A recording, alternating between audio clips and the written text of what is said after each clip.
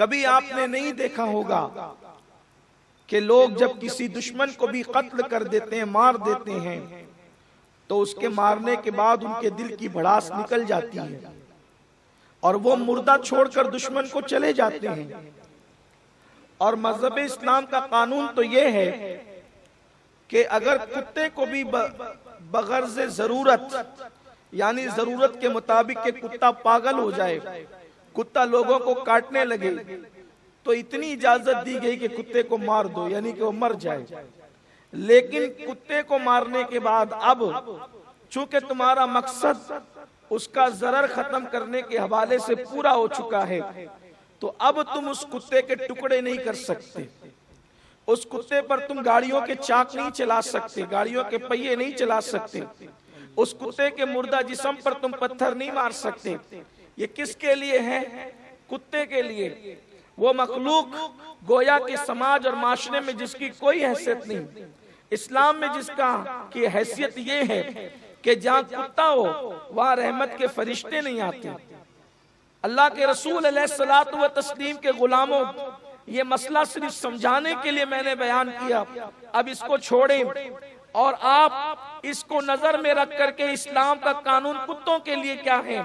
لیکن وہ کیسے دنیا کے کتے تھے بدبخت کہ جن کے لیے اللہ نے قرآن میں آیہ تطہیر نازل فرمائی، جب ان کو شہید کر دیا تو شہادت کے بعد بھی ان کے دلوں میں جو جلن اور حسد کی آگ بھڑک رہی تھی، وہ جلن و حسد کی آگ ختم نہیں ہوئی، بلکہ انہوں نے علی اکبر جیسے 18 سال کے جوان کو شہید کیا، 19 سال کے امام قاسم کو شہید کیا، چھوٹے چھوٹے بچے حضرت سیدہ زینب کے بیٹے حضرت اون حضرت محمد کو شہید کیا، انہوں نے مولا علی کے بیٹوں کو شہید کیا، عباس علمدار کے بازوؤں کو کاٹ دیا، حتیٰ کہ 6 مہینے کے شہزادے مولا علی اکبر کو شہید کیا۔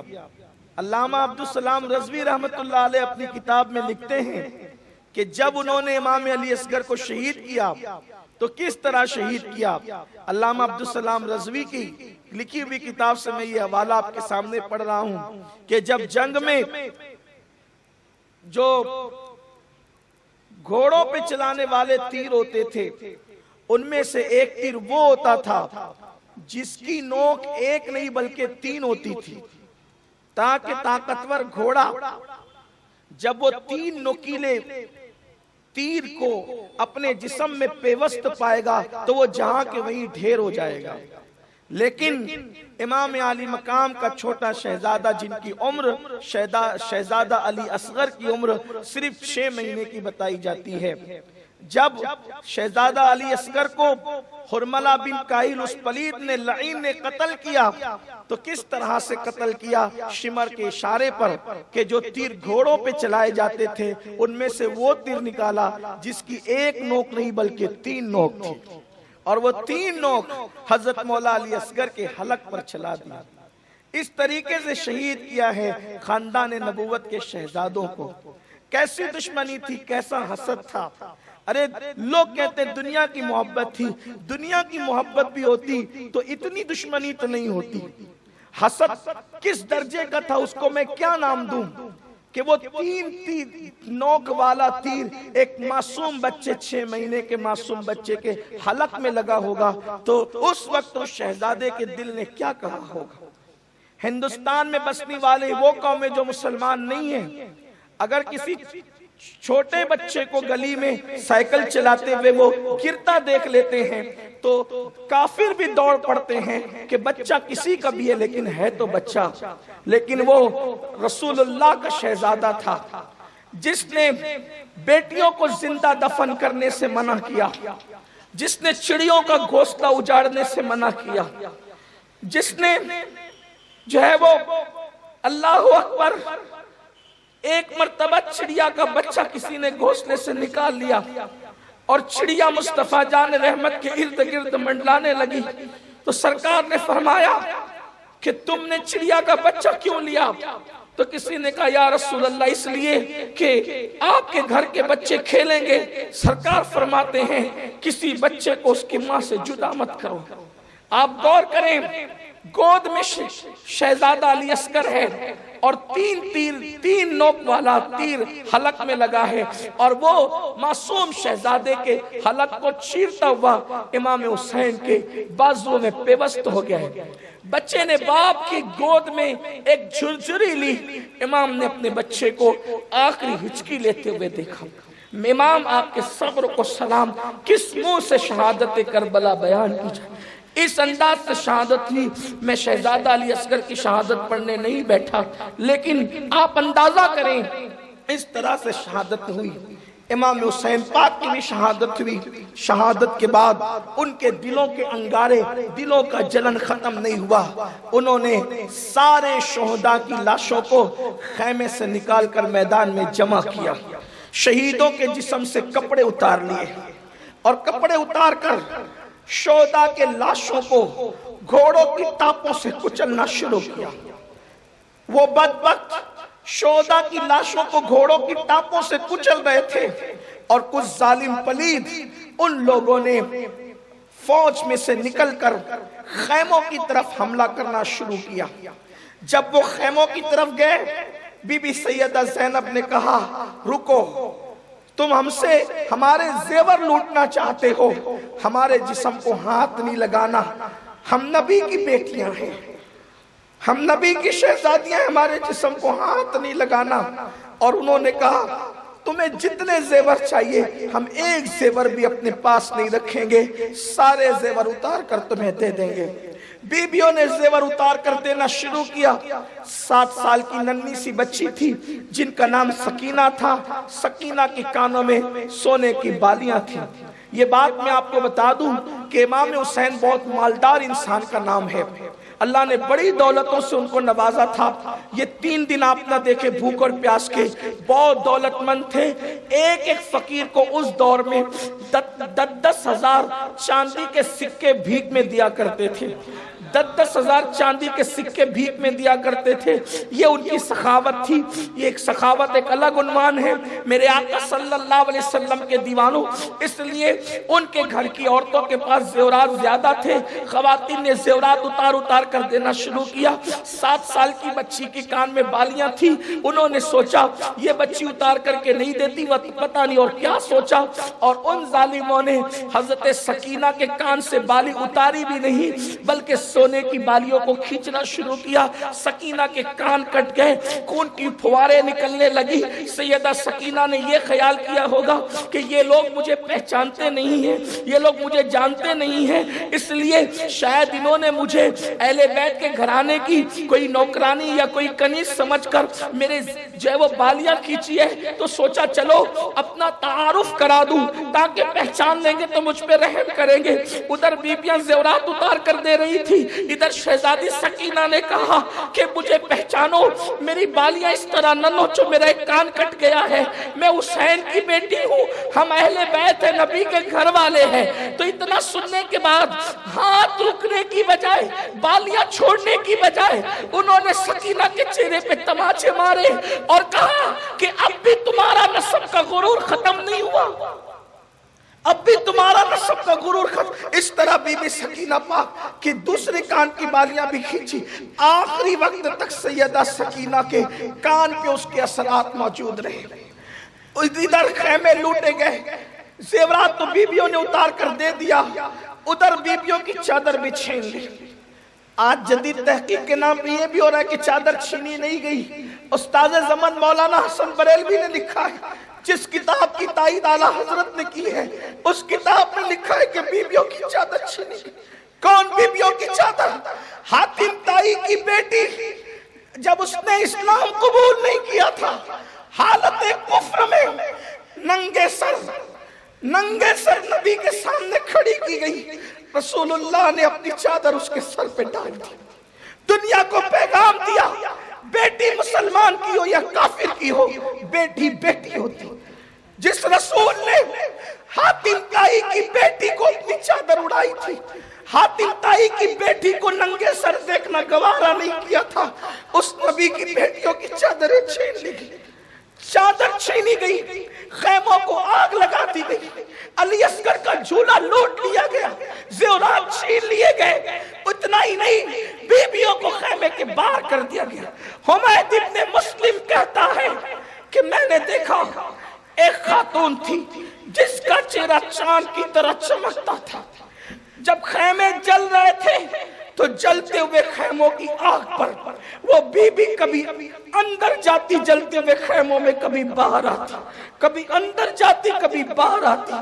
میں نے پوچھا بی بی تجھے ڈر نہیں لگتا آگ سے؟ آخر تجھے اپنی جان پیاری نہیں ہے، تو آگ پر کیوں چلتی ہے؟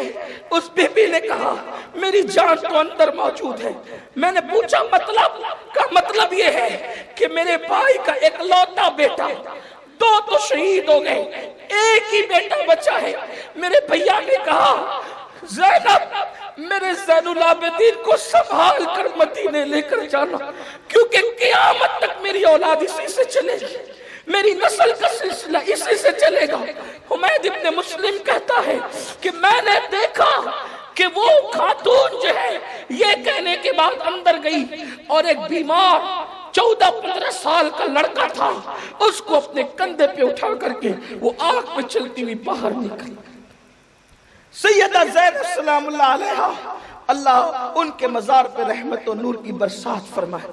کتنا بڑا احسان کیا ہے سیدہ زینب کبریٰ سلام اللہ علیہا نے۔ اللہ اکبر۔ اسی پہ بس نہیں ہوا، پھر یہ ہوا کہ آپ جانتے ہیں علامہ جلال الدین سیوطی رحمت اللہ علیہ تاریخ خلفاء میں لکھتے ہیں کہ امام کی شہادت یوں ہوئی کہ امام کی شہادت کے بعد سورج کو گرہن لگ گیا۔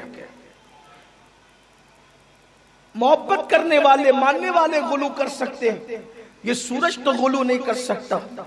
سورج کو گرہن لگ گیا، دن کے وقت اتنا اندھیرا ہوا کہ تارے نظر آنے لگے۔ ایک سرخ آندھی چلی اور وہ سرخ آندھی جب چلی تو کوئی کسی کو دکھائی نہیں دیا۔ تھوڑی دیر کے بعد وہ سرخ آندھی تھم گئی، سورج کا گرہن ہٹ گیا، رات کا سما ختم ہو گیا، اور اس کے بعد پھر اللہ اکبر دھیرے دھیرے شام قریب آنے لگی۔ 10ویں محرم کا سورج شرم کے مارے افق کے اندر اپنے منہ کو چھپا لیتا ہے اور 11ویں کی شب طلوع ہوتی ہے۔ اس تاریخ کو تاریخ کے اندر شام غریبہ کے نام سے جانا جاتا ہے۔ شام غریبہ دن تو مصیبتوں میں گزرا، منٹ منٹ لاش دیکھنے میں، منٹ منٹ شہادتیں دیکھنے میں، منٹ منٹ جو ہے وہ لاشوں پر گھوڑا دوڑنے میں، پیاس کا ایک عجیب معاملہ ہے، بھوک کا معاملہ ہے۔ چوتھا دن بھی پیاس میں گزر گیا، 5ویں شام طلوع ہو گئی۔ جب شام غریبہ آئی تو وہ ایک نئی مصیبت لے کر کے آئی۔ بی بی زہرا کی بیٹی نے، وہ بی بی زہرا فاطمہ جس کے دوپٹے کو کبھی چاند و سورج نے نہیں دیکھا، اس فاطمہ الزہرا کی بیٹی نے سوچا کہ دوپٹے تو چھین لیے گئے ہیں، سر کیسے چھپاؤں؟ تو جلتے ہوئے خیمے کی جو کنات تھی، کنات جسے کہتے ہیں، جلتے ہوئے خیمے کی جو کنات تھی اس کا ٹکڑا اپنے سر پہ اوڑا اور سر پہ ڈال کر پھر سوچا کہ یہ لاشوں کو تو کچل دیا گیا ہے، اکثر لاشیں پہچان میں نہیں آتی۔ تو بی بی سیدہ زینب نے سوچا اب مزید لاشوں کو کوئی صدمہ نہ پہنچائے۔ بی بی سیدہ زینب کوئی تلوار ڈھونڈنے لگی، تلواریں تو لوٹ کر لے جا چکے تھے، زرہ لوٹ کر لے جا چکے تھے، اور اس کے بعد جو ہے ڈھالے لوٹ کے لے جا چکے تھے، ہاتھوں کی انگوٹیاں تک اتار چکے تھے، ننھے بچے کا جھولا تک چھین لیا تھا، کچھ نہیں ملا۔ سیدہ زینب ڈھونڈنے لگی، ریت میں، کربلا کی ریت میں ڈھونڈتے ہوئے ایک ٹوٹا ہوا خنجر ہاتھ لگ گیا۔ بی بی سیدہ زینب سلام اللہ علیہا وہ ٹوٹا خنجر لے کر کے لاشوں کو پہ پہرا دینے لگی۔ سیدہ زینب لاشوں پہ پہرا دینے لگی، کبھی بھائی کی لاش پہ نظر پڑتی ہے تو سینے پہ سر رکھ کر کے پھوٹ پھوٹ کر رونے لگتی ہے، کبھی اون و محمد بیٹوں کی لاش پہ نظر پڑتی ہے تو پھوٹ پھوٹ کر رونے لگتی ہے۔ سوچو کل رات جس کے خیمے گجگجا رہے تھے جوانوں سے، آج خیمے بھی جل گئے اور جوان بھی شہید ہو گئے۔ سیدہ زینب، آپ غور کریں نا کہ دین کی خدمت کیسے کی ہے اہل بیت نے۔ لوگ کہتے ہیں ان کا ذکر اتنا کیوں ہوتا ہے، کوئی ایسی خدمت کرنے والا بھی تو بتاؤ۔ آج جتنے لوگ خدمت کرتے ہیں، خدمت کا کوئی نہ کوئی صلہ تو لیتے ہیں۔ ان کو خدمت کا صلہ کیا ملا؟ گھر کا گھر لٹایا، بچے کے بچے لٹے۔ ارے مذہب اسلام کی تعلیم تو یہ ہے، 1 سال سے کم بکرے کی قربانی نہیں کر سکتے آپ۔ جو بکرہ 1 سال سے کم ہے اس کی قربانی جائز نہیں ہے احناف کے نزدیک۔ کیوں؟ اس لیے کہ 1 سال سے کم کا جو بکرہ ہے اس کا شمار بچوں میں ہو رہا ہے، اس لیے اس کی قربانی نہیں ہو سکتی۔ تو یار جس مذہب میں بچے جانوروں کی قربانی نہیں کی جا سکتی، وہاں تو 6 مہینے کا معصوم تھا، 7-8 سال کے اونو محمد تھے، قربانی دی ہے۔ قربانی کے صلے میں کچھ نہیں مانگا ہے سوائے محبت کے۔ ہم محبت بھی نہیں دے سکتے، ہم پیار بھی نہیں دے سکتے۔ اللہ اکبر، ٹوٹا خنجر لے کے بی بی زینب پیرا دے رہی ہے لشکر پر۔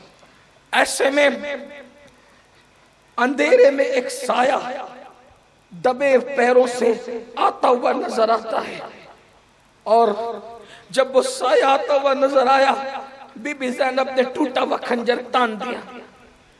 ٹوٹا خنجر کیا تاننا تھا؟ گرجدار آواز میں علی کی بیٹی نے کہا، خبردار، اب کیوں آئے ہو؟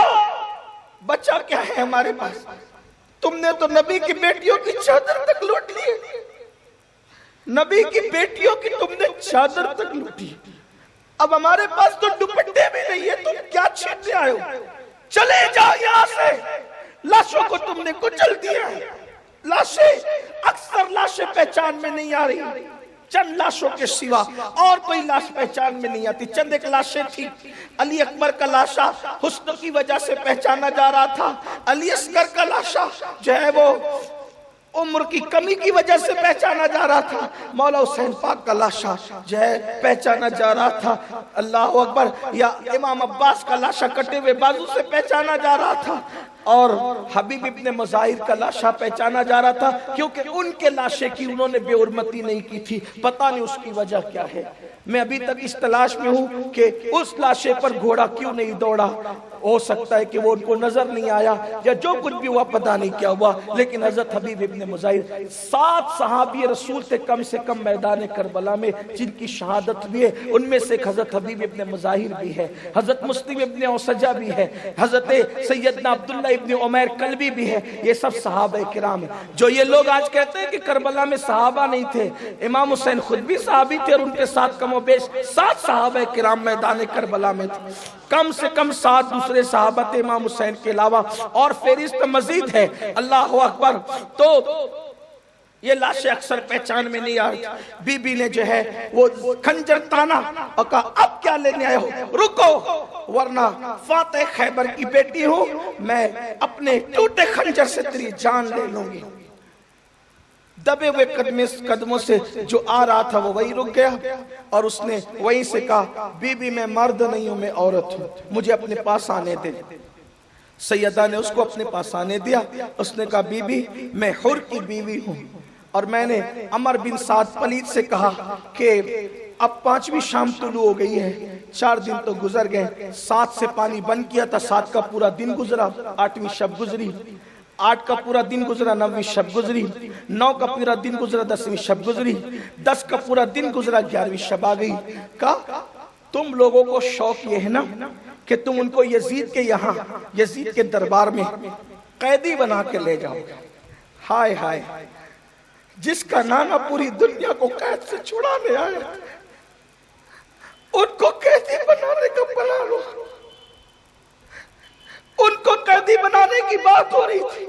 کہا کہ تم یزید کے دربار میں قیدی بنا کے لے جاؤ گے؟ نہیں، مر جائیں گے، پانی نہیں پئیں گے، کھانا نہیں کھائیں، کچھ پانی تو پلاؤ، کم سے کم یزید کے دربار تک جانے کی ان کے اندر طاقت آ جائے، اتنا پانی تو پلاؤ۔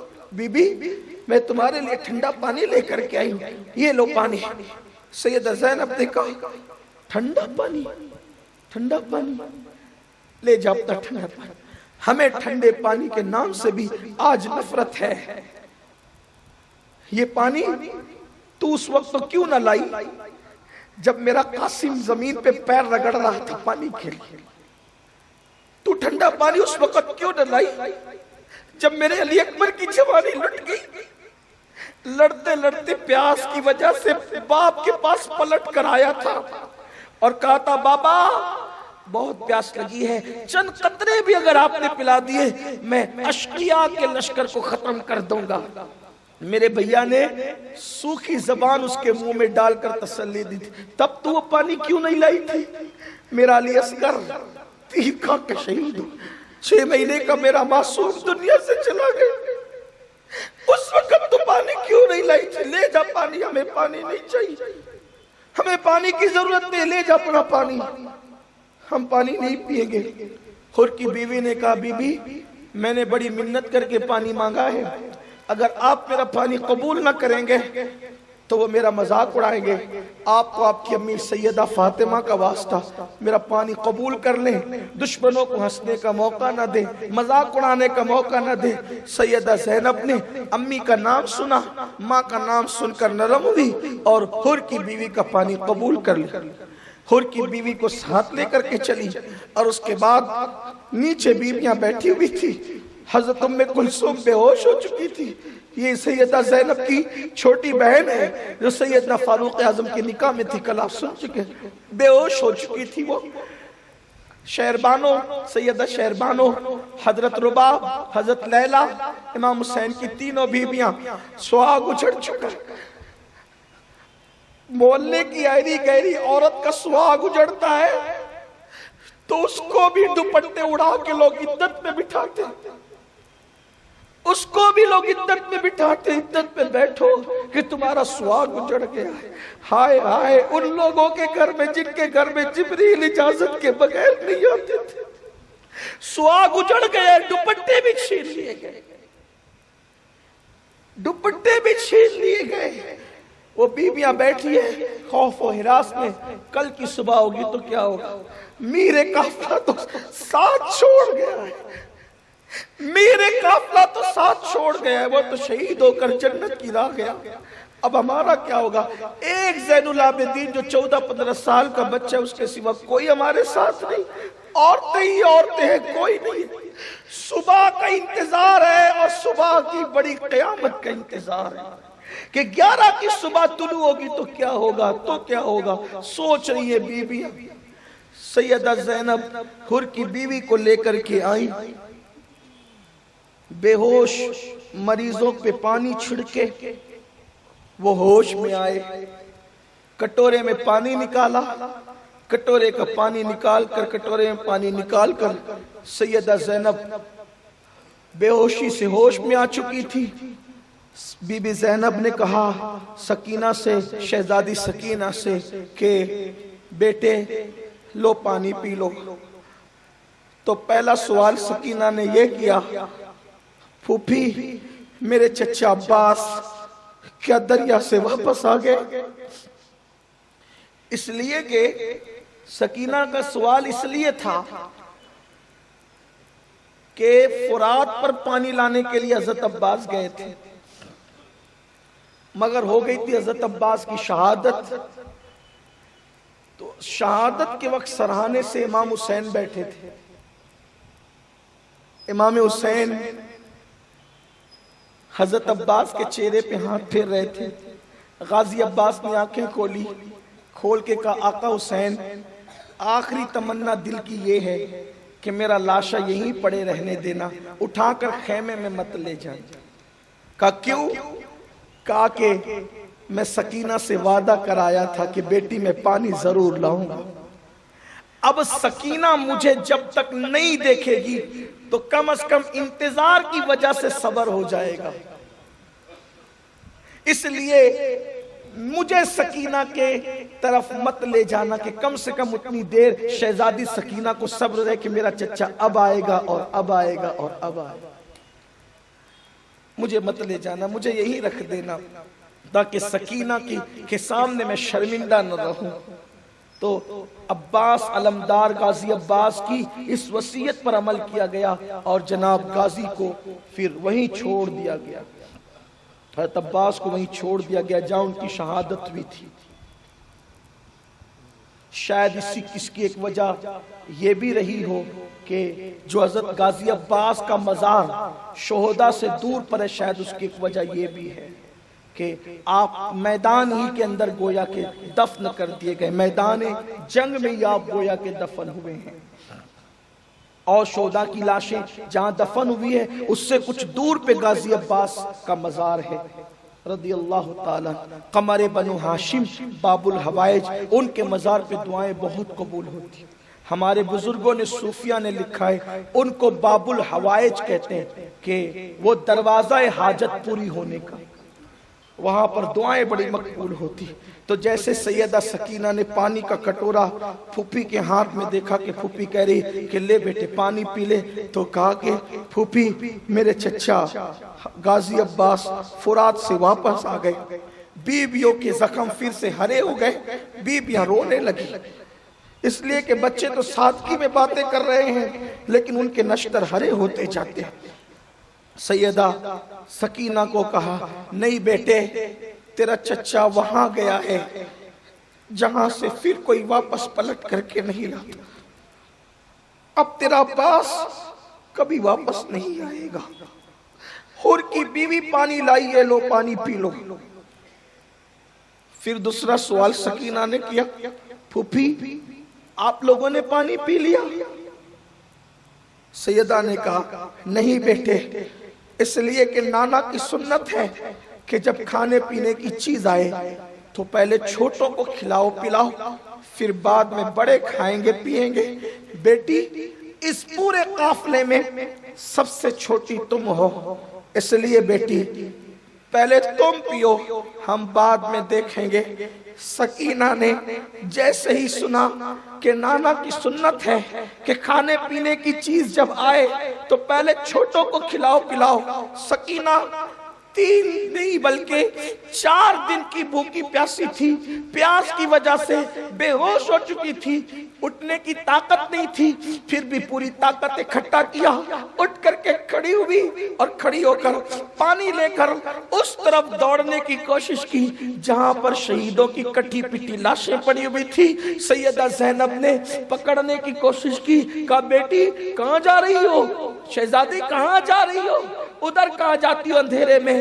شہزادی سکینہ کو اپنی گود میں لیا اور گود میں لے کر کے کہا بیٹی کہاں جا رہی ہو؟ تو سکینہ نے بڑی سادگی سے کہا، شہزادی سکینہ نے، پھپھی اماں ابھی تو آپ نے کہا کہ نانا کی سنت ہے کہ جب کھانے پینے کی چیز ملے تو پہلے چھوٹوں کو کھلاؤ پلاؤ، آپ کہتی ہیں کہ پورے قافلے میں سب سے چھوٹی سکینہ ہے، آپ بھول گئی ہیں پورے قافلے میں سب سے چھوٹی سکینہ نہیں ہے بلکہ پورے قافلے میں سب سے چھوٹا میرا بھیا علی اصغر ہے۔ جب تم سنت پہ عمل کر رہی ہو سکینہ کو پانی پلا کے، تو سکینہ پہلے اصغر کو پانی پلائے گی، اس کے بعد سکینہ پھر پانی پیے گی۔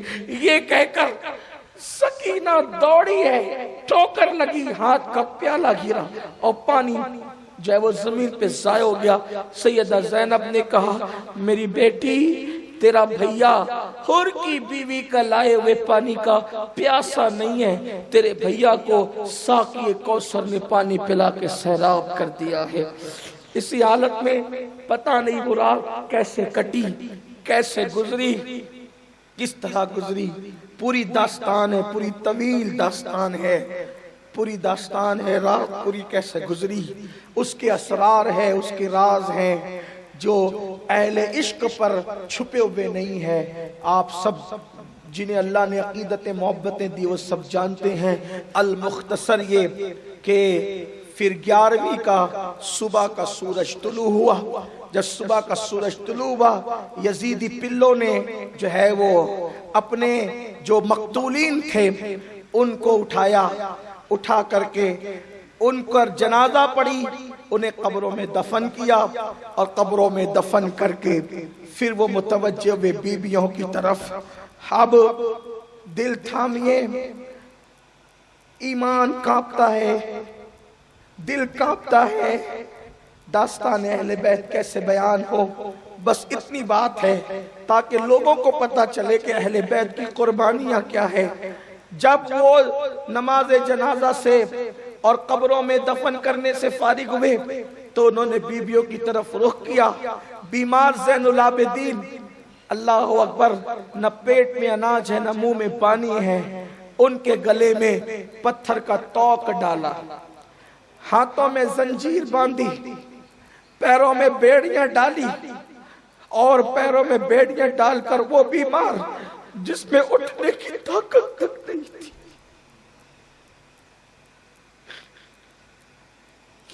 جس میں اٹھنے کی طاقت نہیں تھی، گلے میں پتھر کا توق ڈالا۔ توق ڈالا ہے، بعض مورخین نے پتھر نہیں بلکہ لوہا لکھا ہے۔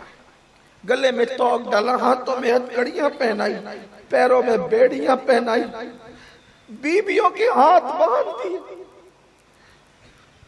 نبی کی بیٹیوں کے ہاتھ باندھ دیے، سیدہ زینب، ام کلثوم، شہربانو، حضرت رباب، حضرت ام لیلہ، ان کے ہاتھوں کو باندھ دیا، سیدہ سکینہ، اور ایسے باندھا کہ ایک بڑے کے ساتھ ایک بچہ، ایک بڑے کے ساتھ ایک بچہ۔ کیوں؟ اس لیے کہ اگر بڑا اٹھے گا تو بچے کو تکلیف ہوگی، اگر بڑا اٹھے گا تو بچے کو تکلیف ہوگی، تو بچے کے لیے جھک کے رہنا پڑے گا تو بچے کو راحت ہوگی۔ اونٹوں کی ننگی پیٹھ پر بیویوں کو سوار کیا، اور اس کے بعد میدان کربلا سے خوشی کا جشن مناتے ہوئے اس طرح نکلے کہ نیزوں پر شہداء کے سر تھے، شہداء کے سر نیزوں پر تھے، آگے آگے اور پیچھے پیچھے وہ مختصر سا قافلہ تھا۔ سالار قافلہ شہید ہو چکا، سارے شہزادے شہید ہو چکے۔ جب قافلہ کربلا سے نکلنے لگا تو بی بی زینب اس شہیدوں کے پاس سے گزری، اور گزرتے ہوئے سیدہ زینب رو پڑی، اور مدینے کی طرف رخ کر کے کہا، نانا جان، تم پر بے شمار درود و سلام ہو۔ جو حسین کبھی مسجد میں لڑکھڑاتا تھا، آپ خطبہ چھوڑ کے منبر سے نیچے اتر آتے تھے۔ آج اس حسین کو آ کر کے دیکھو، اس حسین کو آ کر کے دیکھو، آج اس کی لاش بے گور و کفن پڑی۔ لاوارث میتوں کو تو لوگ کفن دیتے ہیں، آج رسول اللہ صلی اللہ علیہ وآلہ وسلم کے خاندان کے وارثوں کی جس کے لاشیں بے گور و کفن ہے، نہ قبر ہے نہ کفن ہے، ان پہ گرد و غبار پڑ رہی ہے۔ یا رسول اللہ، آپ اپنے شہزادے کی خبر لیں۔ ادھر سیدہ زینب کا یہ حال تھا، ادھر امام زین العابدین رضی اللہ تبارک و تعالیٰ عنہ وعلی جدی علیہ السلام مدینے کی طرف رک کر کے کہتے ہیں، ان التیا ریح الصبا یوم الہ ارض الحرم بلغ سلامی روضۃ فیہا النبی المحترم یا رحمت للعالمین ادرکنی زین العابدین۔ اللہ اکبر، غور کریں آپ، ادھر شہداء کا حال یہ کہ لاشیں کٹی پٹی پڑی ہے، قافلہ جا رہا ہے، ادھر حضور کی کیا کیفیت ہے، ادھر حضور کی کیا کیفیت ہے۔ ام المومنین ام سلمہ رضی اللہ تعالیٰ عنہ، یہ حدیث مشکات شریف میں موجود ہے جس کا مفہوم عرض کر لگا۔ ایک دن ام المومنین کی بارگاہ میں حاضر ہونے والا حاضر ہوا تو اس نے دیکھا کہ ام المومنین پھوٹ پھوٹ کے رو رہی ہیں، پھوٹ پھوٹ کے رو رہی ہیں۔ کسی نے کہا ام المومنین کیوں روتی ہے؟ تو فرمایا، میں نے خواب میں رسول اللہ کو دیکھا کہ حضور کے بال بکھرے ہوئے ہیں، ہاتھ میں خون کی شیشی ہے، اور حضور علیہ السلام سے پوچھا حضور خیر تو ہے؟ کہا کہ کربلا میں میرا حسین شہید ہو گئے، جو مٹی دی تھی حضور نے وہ خون میں تبدیل ہو گئی۔ یہ کیفیت تھی۔ اب یہ قافلہ چلا، قافلہ چلا کوفہ کی طرف. چند تھوڑا سا سفر ہے کربلا سے کوفہ کا. جب قافلہ چلتا رہا بھوکے پیاسے، امام زین العابدین پاک ان کے ہاتھوں میں اونٹ کی نکیل دے دی گئی. جس پہ بیویاں سوار تھی ان میں سے ایک اونٹ کی نکیل امام زین العابدین کے ہاتھ میں دی گئی. زین العابدین پاک پیروں میں بیڑیاں، ہاتھوں میں ہتکڑیاں، گلے میں، گردن میں توق پکڑتے ہیں تو زمین پہ گرتے ہیں تو ان کو تماچے مارے جاتے ہیں. بالآخر چلنے کی طاقت نہ تھی تو ان کو بھی سواری پر بٹھا دیا گیا. اور یہ قافلہ جب کوفہ کی طرف گیا، کوفہ جاتے جاتے شام ہو گئی. قافلہ پیدل چل رہا تھا، سر آگے آگے تھے، شام ہو گئی تھی. جب شام ہوئی تو چونکہ اس دور میں دروازے ہوتے تھے شہروں میں، تو شام کے وقت دروازہ بند ہو گیا. اور ویسے بھی ابن زیاد کا پلان یہ تھا کہ شام کے وقت اگر تم ان بیبیوں کو اور اس قافلے کو لاؤ گے تو لوگ گھروں میں جا چکے ہوں گے، کوئی دیکھ نہیں سکے گا. انہیں شام کو باہر روکو. جب صبح ہوگی پورے کوفہ میں چہل پہل ہوگی، لوگ نیند سے بیدار ہو جائیں گے، تب ہم ان کا تماشا دکھائیں گے. پورے کوفے میں اعلان ہوا کہ راستے میں کچھ لوگ تھے جو ڈاکو بن کر لوگوں کا مال لوٹتے تھے، تو ہم نے ان کے مردوں کو قتل کر دیا اور ان کی عورتوں کو قیدی بنا کر کے ہم کوفہ لا رہے ہیں. تو لوگوں کے اندر ایک عجیب غم و غصہ تھا، ایک عجیب غم و غصہ تھا لوگوں کے اندر کہ وہ کون ڈاکو تھے، لٹیرے تھے. اب ان کی بیویاں آ رہی ہے تو عورتیں چھتوں پر چڑھ گئی، لوگ گھر سے باہر نکل گئے. پوری رات بیویاں کھلے آسمان کے نیچے شہر کے باہر ایسی ہی موجود رہی. مورخوں نے لکھا ہے کہ وہ شہر کے باہر پورا قافلہ پڑا رہا. میری زبان میں اتنی طاقت نہیں کہ میں ان کو پڑے رہنے کی بات کروں، لیکن کھلے آسمان کے نیچے رہے. البتہ سر لے کر خولی بن یزید پلید، یہ وہ یزید کا بیٹا نہیں ہے، یہ خولی بن یزید الگ آدمی ہے. اس کے ہاتھ میں امام پاک کا سر تھا. وہ رات کو سر لے کر اپنے گھر پہنچا. اس کی بیوی نے کہا، خولی اتنے دن سے تو کہاں غائب تھا، کہاں گیا تھا، کوئی خبر نہیں دی تھی. اس نے کہا میں تیرے لیے تحفہ لے کر کے آیا. اس عورت نے کہا کیا تحفہ لائے، خوشی خوشی کا کیا تحفہ لائے ہو؟ تو اس نے سر دکھایا. چونکہ مولا علی کے دور میں دارالامارت پایہ تخت مدینہ منورہ سے منتقل ہو کے کوفہ تھا، تو کم و بیش 4 سال تک حسنین کریمین کوفے میں تھے. تو سب ان کو پہچانتے تھے، سب نے زیارت کی تھی. جیسے چہرہ دیکھا تو کہا بدبخت، کوئی زیور لاتا ہے بیوی کے لیے، کوئی تحفہ لاتا ہے، یہ تو کیا امام کا کٹا ہوا سر؟ اگر میں صحیح پہچان رہی ہوں تو یہ امام حسین کا سر ہے. کہاں ہم نے انہیں قتل کر دیا.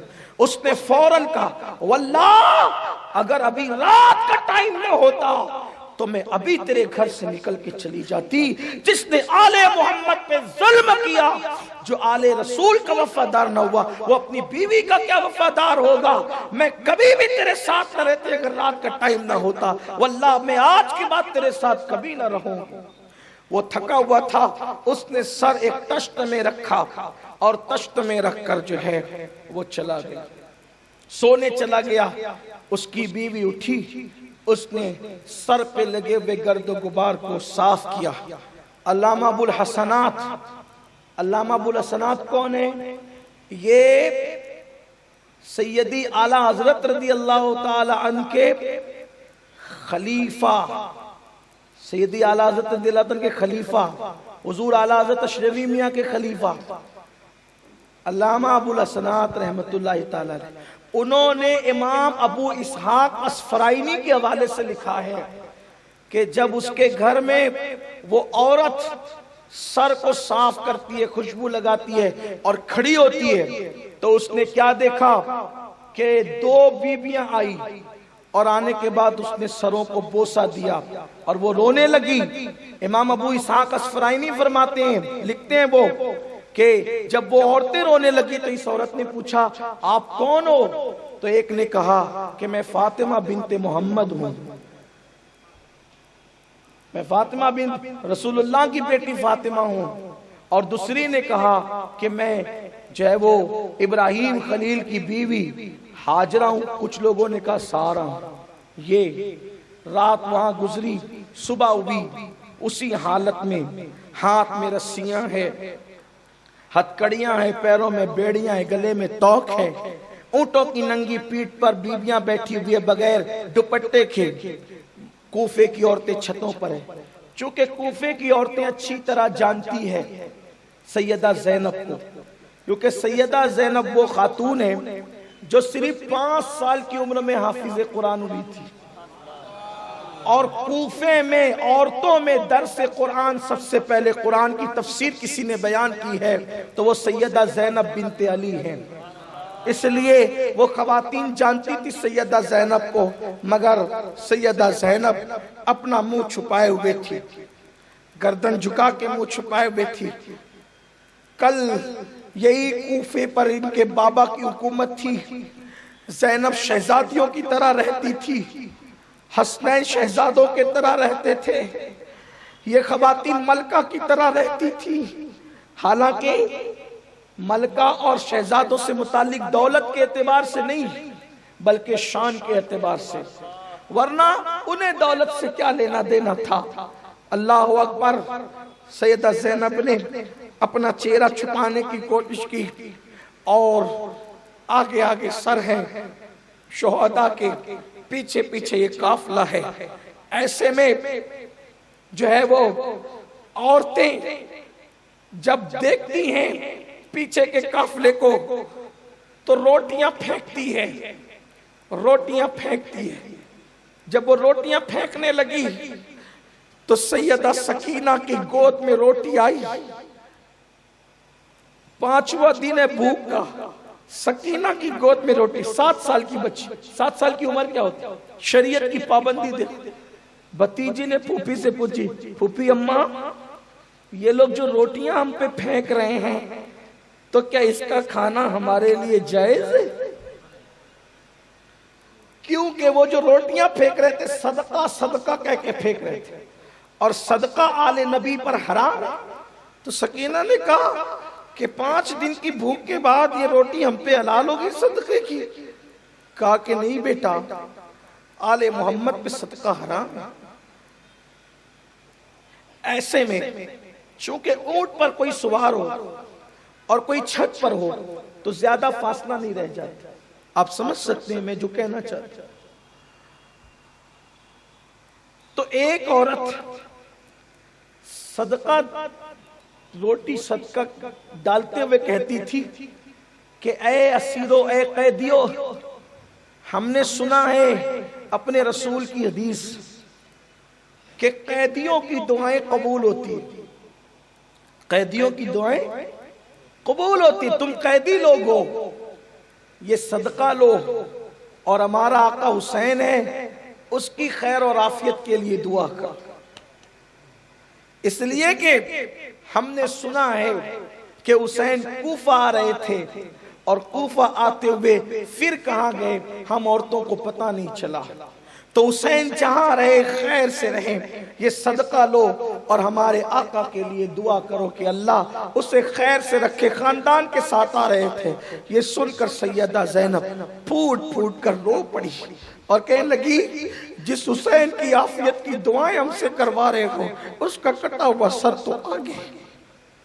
بہرحال زیادہ دیر تک ان ظالموں کا مکر چھپا ہوا نہیں رہا، پھر جو ہے لوگوں نے پہچانا سروں کو، لوگوں نے پہچانا بیویوں کو، اور اس کے بعد کوفی جو ہے وہ بال نوچنے لگے، چیخنے پیٹنے لگے، اپنے سینے پیٹ رہے تھے، کپڑے پھاڑ رہے تھے اور بال نوچ رہے تھے، ہائے ہائے کر رہے تھے۔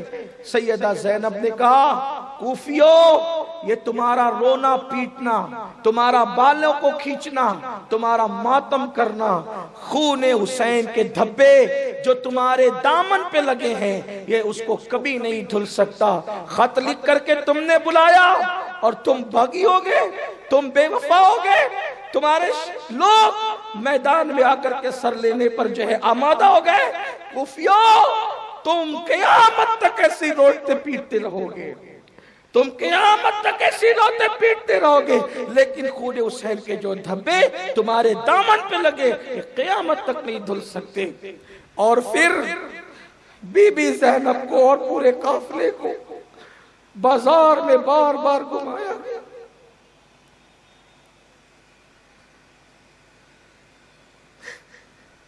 کسی آوارہ لڑکی کو بھی آج کے دور میں ایسا نہیں کیا جاتا, لیکن وہ مولا علی کی وہ پارسا بیٹی, نبی کی نواسی, جس کی پیدائش پر رسول اللہ صلی اللہ علیہ وآلہ وسلم نے ان کے کان میں اذان پڑھی, ان کو اپنے لعاب سے گھٹی دی, اس زینب کو, ام کلثوم کو, مولا حسین کی بیویوں کو بازار کوفہ میں گھمایا گیا, کوفہ کے بازار میں گھمایا گیا.